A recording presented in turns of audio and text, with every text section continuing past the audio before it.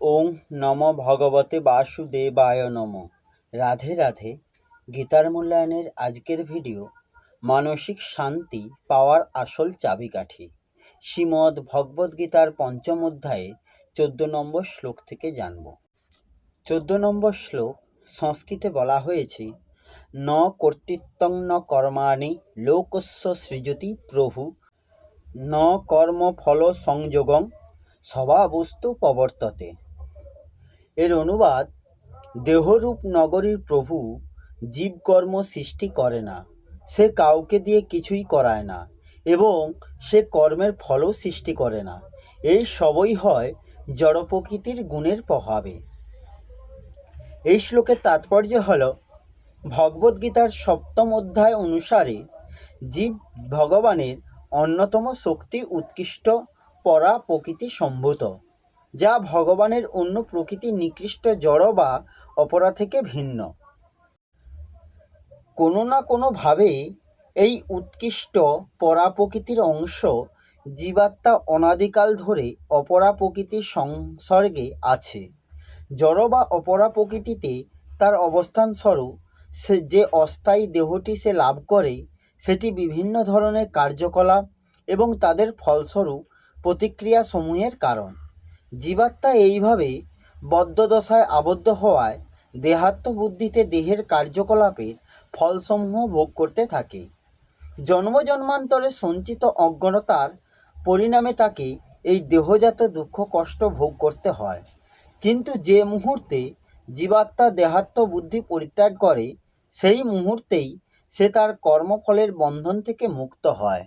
যতক্ষণ সেই দেহরূপ নগরীতে সে বাস করে, ততক্ষণ তাকে সেই দেহটি অধীশ্বর বলে মনে হয়, কিন্তু প্রকৃতপক্ষে সে তার দেহের অধীশ্বরও নয় এবং তার কর্মফলের কর্তাও নয়। সে কেবল ভবসমুদ্রে নিমজ্জমান জীবন সংগ্রামে বিধ্বস্ত জীবমাত্র। ভবসমুদ্রের উত্তাল তরঙ্গগুলি তাকে ভাসিয়ে নিয়ে চলছে এবং তাদের নিয়ন্ত্রণ করবার কোনো শক্তিই তার নেই। চিন্ময় কৃষ্ণভাবামৃত রূপ তরণীর আশ্রয় গ্রহণ করলে সেই ভবসমুদ্র পার হতে পারে। সেটিই কেবল সমস্ত দুর্যোগ থেকে তাকে রক্ষা করতে পারে। এই শ্লোকের ব্যাখ্যা হল, ন কর্তৃত্বং ন কর্মাণি লোকস্য সৃজতি প্রভু, অর্থাৎ সৃষ্টি রচনা সগুণ ভগবানের কাজ, তাই তাকে প্রভু বলা হয়েছে। ভগবান সর্বকার্যের সমর্থ এবং সকলের শাসক ও নিয়ামক। সৃষ্টি রচনা করলেও তিনি অকর্তাই। শ্রীমদ্ ভগবদ্গীতার 4th অধ্যায়ে 13 নম্বর শ্লোকে বলা হয়েছে, কোনো কর্মের কর্তৃত্বভাবের সম্পর্ক ভগবানের সৃষ্ট নয়। মানুষ নিজেই কর্মের কর্তৃত্বভাব আরোপ করে। সমস্ত কর্মই প্রকৃতির দ্বারা হচ্ছে, কিন্তু মানুষ অজ্ঞতাবশত প্রকৃতির সঙ্গে তদাত্ম করে নেয় এবং তার কৃতকর্মের নিজেকে কর্তা মনে করে। যদিও কর্তৃত্বভাবের সম্পর্ক ভগবানের সৃষ্ট হতো, তাহলে ভগবান এই অধ্যায়ের 8ম শ্লোকে নৈব কিঞ্চিৎ করমিতি যুক্ত মন্যে তো তত্ত্ববিদ এই কথা কি করে বললেন? এর তাৎপর্য হচ্ছে, কর্তৃত্বভাব ভগবানের সৃষ্ট নয়, বরং এটা জীবের নিজেরই মনে করা। সুতরাং সে এটিকে বর্জন করতে পারে।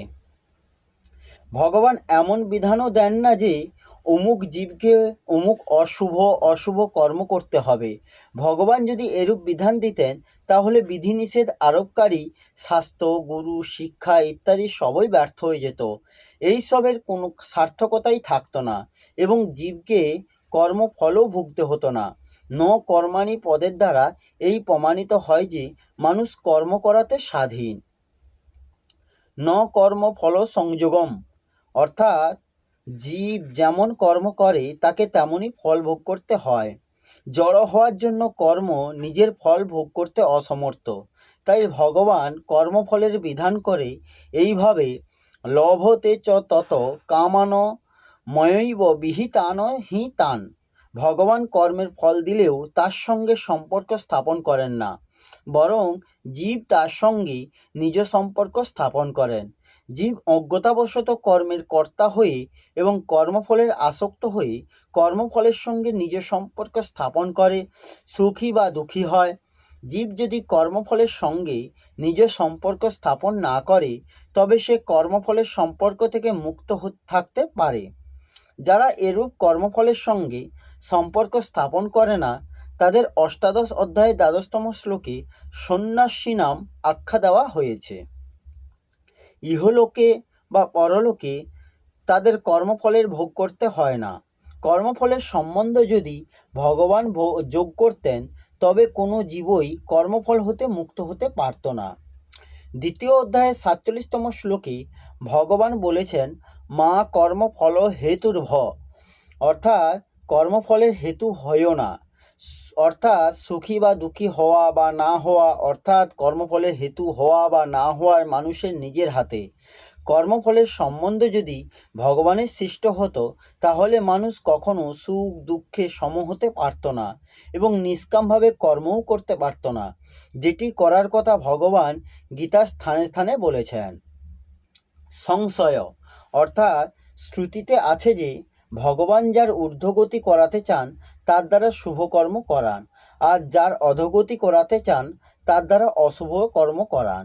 ভগবানই যখন শুভ অশুভ কর্ম করান তাহলে ভগবান কারোর কর্তৃত্ব কর্ম এবং কর্মফল সংযোগে সৃষ্টি করেন না। এরূপ বলা হলে তো শ্রুতির সঙ্গে বিরোধ হতো। সমাধান, অর্থাৎ বাস্তবে শ্রুতিতে উপরিউক্ত বক্তব্যের তাৎপর্য হল শুভাশুভ কর্ম করিয়ে মানুষের ঊর্ধ্বগতি এবং অধোগতি করাতে নয়, বরং প্রারব্ধ অনুযায়ী কর্মফল ভোগ করিয়ে তাকে শুদ্ধ করা নেওয়াতেই। অর্থাৎ শুভাশুভ কর্মের ফল ভোগ করে মানুষ যাতে কর্মবন্ধন থেকে মুক্ত হয়ে তার সত্যিকার প্রেম পাওয়ার উপযুক্ত হয়ে ওঠে, ভগবান কৃপা করে তাকে তার প্রারব্ধ অনুযায়ী সেই রূপ পরিস্থিতি এবং বুদ্ধি প্রদান করেন। যেমন যে ব্যক্তির প্রারব্ধ অনুযায়ী অর্থপ্রাপ্তির সম্ভাবনা আছে ভগবান তাকে ব্যবসা ইত্যাদি তদানুরূপ প্রেরণা দেন, অর্থাৎ ওই সময় তার তেমনই বুদ্ধি হয়। এবং যার প্রারব্ধ অনুযায়ী ক্ষতির সম্ভাবনা থাকে তাকে ব্যবসা ইত্যাদিতে তেমনই প্রেরণা দেন। তাৎপর্য এই যে মানুষ যাতে নিজ শুভ অশুভ কর্মের ফল ভোগ করতে পারে, ভগবত প্রেরণাতে তার তেমনই পরিস্থিতি ও বুদ্ধিও তৈরি হয়। শ্রুতির যদি এই অর্থ গ্রহণ করা যায় যে ভগবান যার ঊর্ধ্বগতি এবং অধোগতি করাতে চান তাকে দিয়ে শুভ অশুভ কর্ম করান, তাহলে মানুষ কর্ম করার সম্পূর্ণ পরাধীন হয়ে যায় এবং শাস্ত্র সাধু মহাত্মা প্রভৃতির বিধিনিষেধ গুরু শিক্ষা ইত্যাদি সমস্তই ব্যর্থ হয়ে যায়। সুতরাং এখানে শ্রুতির তাৎপর্য এই যে কর্মফল ভোগ করিয়ে মানুষকে শুদ্ধ করা। স্বভাবস্তু প্রবর্ততে, অর্থাৎ কর্তৃত্বভাব কর্ম এবং কর্মফলের সম্বন্ধ এই তিনটি মানুষ নিজের স্বভাবের বশে করে থাকে। এখানে স্বভাব ও পদ্রী ব্যষ্টি প্রকৃতির বাচক, যেটি জীব নিজেই সৃষ্টি করেছে। স্বভাবে যতক্ষণ রাগ ও হিংসা থাকে ততক্ষণ স্বভাব শুদ্ধ হতে পারে না। যতক্ষণ স্বভাব শুদ্ধ না হয় ততক্ষণ জীব সেই স্বভাবের বশীভূত থাকে। তৃতীয় অধ্যায়ে ৩৩তম শ্লোকে প্রকৃতিং যান্তি ভূতানি পদগুলির দ্বারা ভগবান বলেছেন যে মানুষ তার প্রকৃতি অর্থাৎ স্বভাবের বশীভূত হয়ে কর্ম করে।